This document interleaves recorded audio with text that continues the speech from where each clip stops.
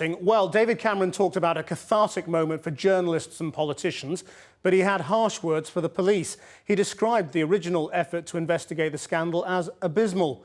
Last night, the former head of anti-corruption at the Met told Channel 4 News there'd been concerns about taking on the media. Today, this programme has learned that 11 years ago, the issue of police being paid by journalists was also raised at a senior level. Here's our Home Affairs correspondent, Andy Davis.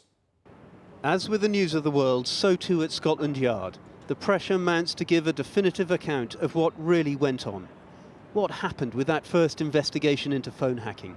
And just how toxic has been the issue of police being paid by journalists? Last night, a former head of anti-corruption at the Met revealed he tried to investigate the bribes issue in 2003, but was warned about trying to prosecute journalists. If you don't quite make it, there will be plenty of his colleagues who will round on the organisation and you will be punished. Channel 4 News has now learned that similar concerns were raised within Scotland Yard 11 years ago in 2000. We understand that a report was produced which directly acknowledged how big a problem the Met had with officers taking money from journalists. But nothing happened, we were told. There was allegedly little appetite to take on the media. The police this evening said given how long ago it was, they'd need more time to look into the claim. It's alleged that the report was handed to the then head of anti-corruption at the Yard, Andy Hayman.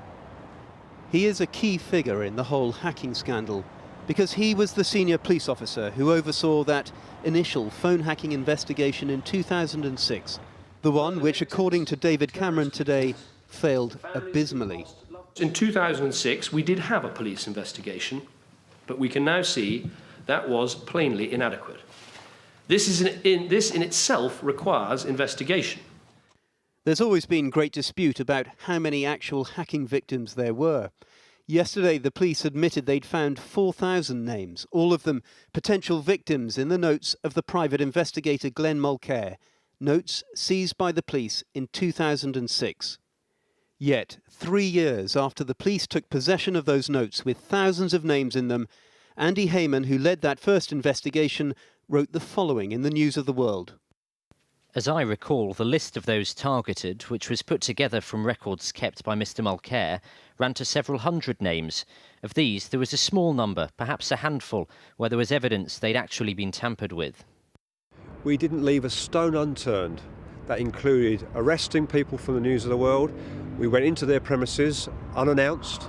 We interviewed everyone that was relevant at the time. We wrote to the now retired Mr. Hayman this afternoon about this, and we asked him, do you stand by your assertion that your investigation left no stone unturned? Did your investigation examine all of the material seized from Glenn Mulcair in 2006? If not, why not? We have yet to receive a response from Mr. Hayman, but he has said in the past that a police logbook exists which explains how all the decisions were made. In the last 5 days, much has been revealed about the complex relationships between the police and the media. Hitherto unreported meetings about detectives being put under surveillance by journalists, about police being paid for information, all stretching back beyond the hacking affair. The question is, will all that be scrutinised in the inquiry too? Andy Davis.